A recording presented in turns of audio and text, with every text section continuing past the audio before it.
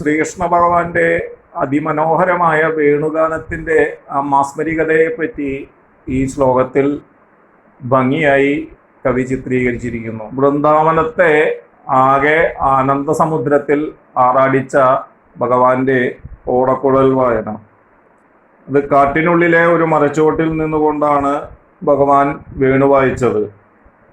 തണലുള്ളതും തണുപ്പുകൊണ്ടും നിറഞ്ഞ വൃക്ഷത്തിൻ്റെ ചുവട്ടിൽ കാലുകടച്ച് നിന്നുകൊണ്ട് ഭഗവാൻ ആ ഓടക്കുഴൽ വായന ആരംഭിച്ചു. സർവതാപത്രയങ്ങളെയും ഉന്മൂലനം ചെയ്യാൻ പ്രാപ്തിയുള്ള വൃന്ദാവനം, ആ വൃന്ദാവനത്തിനകത്ത് അതുപോലെ തന്നെ ഹൃദ്യമായ തണലുള്ള ഒരു തണുപ്പ് നിറഞ്ഞ ഒരു വൃക്ഷച്ചുവട്ടിൽ നിന്നുകൊണ്ട് ഭഗവാൻ ഓടക്കുഴൽ വായിച്ചു എന്ന് പറയുമ്പോൾ അത് ജീവിതവുമായി ബന്ധപ്പെടുത്തി തന്നെ ആചാര്യം കാട്ടിത്തരുന്നു.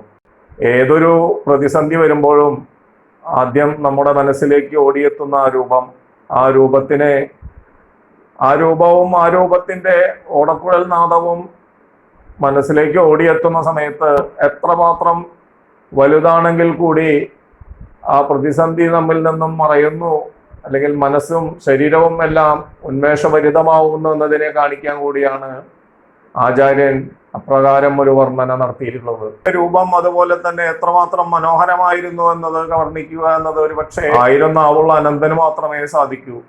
വർഷങ്ങൾ എത്രയോ കഴിഞ്ഞിട്ടും ഏതൊരു കവിയുടേതായാലും ചിത്രകാരന്മാരുടേതായാലും മനസ്സിലേക്ക് ആദ്യം ഓടിയെത്തുന്ന ആ രൂപം, ഇടതുകാലിന്റെ മുന്നിലൂടെ വലതുകാൽ പണച്ചു വെച്ചുകൊണ്ട് ആ വലതുപാദം നിലത്തുന്നി നിൽക്കുന്ന ആ സുന്ദര കളേവര രൂപം, കുഴൽ വായിക്കുന്ന മനോഹരമായ ശ്രീകൃഷ്ണ രൂപം, ആ ത്രിഭംഗ ശില്പം. ത്രിഭംഗം എന്ന പദം വരുമ്പോൾ മനുഷ്യ ശരീരം പ്രതിമയാക്കുമ്പോൾ അതിൽ വളവുകൾ ഉണ്ടാക്കും. അതിനെ കുറിക്കാൻ ഭംഗം, ത്രിഭംഗം, ദ്വിഭംഗം എന്നിങ്ങനെ പല പദങ്ങൾ പ്രയോഗിക്കുന്നു. അതിൽ ആ ത്രിഭംഗ ശില്പം, 3 വളവുകളുള്ള ശില്പം, അത് ഭഗവാന്റെ ആ രൂപം എന്നത് എപ്പോഴും കവികളുടെയും ചിത്രകാരന്മാരുടെയും മനസ്സിലേക്ക് ആദ്യം ഓടിയെത്തുന്ന രൂപമാണ്. എപ്പോഴും ആഴത്തിൽ പതിഞ്ഞിറങ്ങുന്ന ഒന്ന്. ആ മനോഹരമായ ആ വേണുനാദം അത് ഗോപികളുടെയും ഹൃദയത്തെ കവർന്നെടുത്തതായി മുൻപ് പറഞ്ഞു. ഗോപികളുടെ മാത്രമല്ല, അത് ഏവരുടെയും ഹൃദയം കവർന്ന ഒന്നു തന്നെയാണ്. ശ്രീകൃഷ്ണ ഭഗവാന്റെ വേണുനാദം കേട്ട് ഗോപസ്ത്രീകളെല്ലാവരും അതിൽ ആകൃഷ്ടരായി തീർന്ന കാര്യം മുൻപ് പറഞ്ഞു. എന്നാൽ അതിൻ്റെ അലയൊലികൾ അവിടെ തീർന്നില്ല. അത് മാരഭാണതുത കേജരീകുലം എന്ന അടുത്ത വാക്യത്തിലൂടെ ആചാര്യൻ ഇവിടെ കാട്ടിത്തരികയാണ്. കേജരീകുലം എന്ന് പറയുമ്പോൾ ആകാശ സഞ്ചാരിണികളായ ഗന്ധർവ, യക്ഷ, കിന്നര, അപ്സരാദി സ്ത്രീകളെ കുറിക്കുന്നു. അവരെല്ലാവരും കാമബാണമേറ്റ അവസ്ഥയിലായി തീർന്ന് സ്തബ്ധരായി തീർന്നു. ഒരു ഇഷ്ടപ്പെട്ട വസ്തു കാണുമ്പോഴോ കേൾക്കുമ്പോഴോ സ്പർശിക്കുമ്പോഴോ തങ്ങളുടെ പ്രിയനെ കുറിച്ചുള്ള ചിന്ത വരുമെന്നത് കാവ്യസങ്കേതം. ആ ചിന്തയാലാവാം, അതോ തങ്ങളെ മോഹിപ്പിച്ച ആ വേണുഗാനത്തിൻ്റെ, ആ മാസ്മരിക ശബ്ദത്തിൻ്റെ ഉറവിടം ഏതെന്നറിയാനുള്ള ആകാംക്ഷയാലോ, എന്തായാലും ആ കാമബാണമേറ്റ ഇളക്കപ്പെട്ട മനസ്സോടുകൂടി അവരെല്ലാവരും നിന്നുപോയി. അവരുടെ ആ നിരീക്ഷണം കളായകോമളവും അശേഷമോഹനവും പ്രേമദോഹനവുമായ ആ ഭഗവത് രൂപത്തെ കണ്ടെത്തി. ആ രൂപഭംഗിയും ശബ്ദഭംഗിയും അവരെ ആ മാരബാണമേറ്റ അവസ്ഥയിലാക്കി തീർത്തു.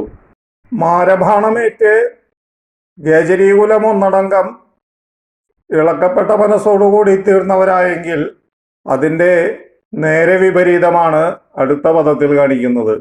നിർവികാര പശുപക്ഷി മണ്ഡലം. ആ പശുപക്ഷി മണ്ഡലമെല്ലാം നിർവികാരരായി തീർന്നു.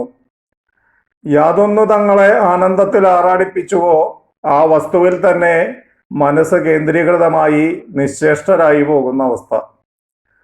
നമ്മുടെ മനസ്സ് എന്നത് ഒന്നിലേക്ക് ശ്രദ്ധ കേന്ദ്രീകരിച്ചു കഴിഞ്ഞാൽ പിന്നീട് ആ ശ്രദ്ധ നമ്മുടെ എല്ലാ ഇന്ദ്രിയങ്ങളെയും അതിലേക്ക് നയിച്ചുകൊണ്ടിരിക്കും.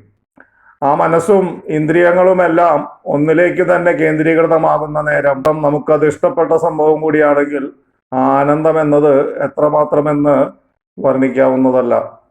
അപ്രകാരം ക്രിയാശക്തിയാകുന്ന ആ ശക്തി ഇല്ലാതെയായി തീർന്ന് എല്ലാം ഒന്നിലേക്ക് തന്നെ കേന്ദ്രീകരിക്കപ്പെട്ട് നിർവികാരരായി തീർന്നു പശുപക്ഷി മൃഗാദികളെല്ലാം.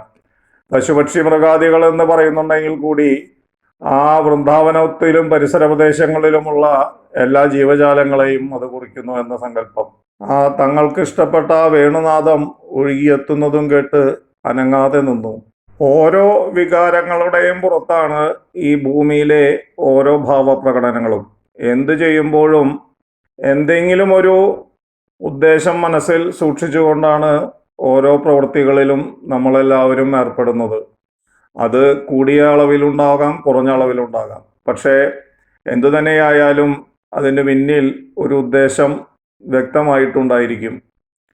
എന്നാൽ നിർവികാരത അവിടെ വന്നു ചേരണമെങ്കിൽ ആ മനസ്സിലുദിച്ച അങ്കുരിച്ച മോഹങ്ങളെ അഥവാ ആഗ്രഹങ്ങളെയും ജയിക്കാൻ തക്ക ശേഷിയുള്ള മറ്റൊന്ന് വന്നു ചേർന്നെങ്കിൽ മാത്രമേ ആ നിർവികാരരായി മാറുന്ന അവസ്ഥ വരുന്നുള്ളൂ. എല്ലാം ആ ഭഗവാന് മാത്രം സമർപ്പിച്ചുകൊണ്ട് അവർ കഴിഞ്ഞു പോന്നിരുന്നവരായതുകൊണ്ട് കൂടിയായിരിക്കാം ഒരുപക്ഷെ ആ നിർവികാരത വന്നു ചേർന്നിട്ടുള്ളത്. ജീവിതത്തിനോട് ബന്ധപ്പെടുത്തി കാണുമ്പോൾ മാത്രമേ ഏതൊരു സംഗതിയും അതിൻ്റെ പൂർണ്ണതയിൽ നമുക്ക് ആസ്വദിക്കാൻ സാധിക്കുന്നുള്ളൂ.